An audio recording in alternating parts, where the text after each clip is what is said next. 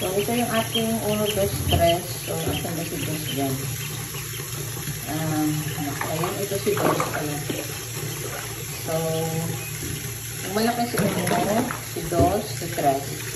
So, ayan. Everyday, pinag-swimming ko sila ng mga siguro maximum 20 minutes.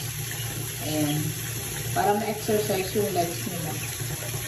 So, ayan lang. So, si dos pala, hindi ko siya binigyan ng vitamin A tsaka yung selenium last night. Nakita ko yung ulo niya, kumataas na naman. So, ngayon, bibigyan ko siya. Kasi, siguro dapat i-continuous natin yun. Pero yung neck brace, kahit hindi na muna. Ayan, ayan. Silang tatlo. Ayan. Yung dalawa palang, natin, yung inalagaan natin, nakapag-swimming na sila. So,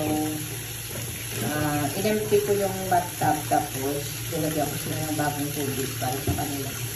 Yung dalawa nandun, kumakain.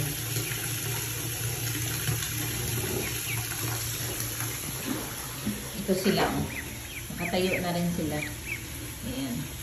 So, dyan ko muna sila nilagay. Mamaya, lalagyan lang sila ng bagong sakin. Ayan. So, ito na sila may hindi na masyadong lumulubog si Silly. Nung una kasi na hindi siya nakakapaglakad. Parang lumulubog yung liit niya. Pero ngayon okay na. Ito na yung exercise niya kasi natin na itong sinobi. So guys, mahirap talaga pag may bumalik na naman yung pagiging niya. Ito pala si dos guys. So hindi na naman siya stable ngayon. So it's not a good idea na paliliguin natin siya.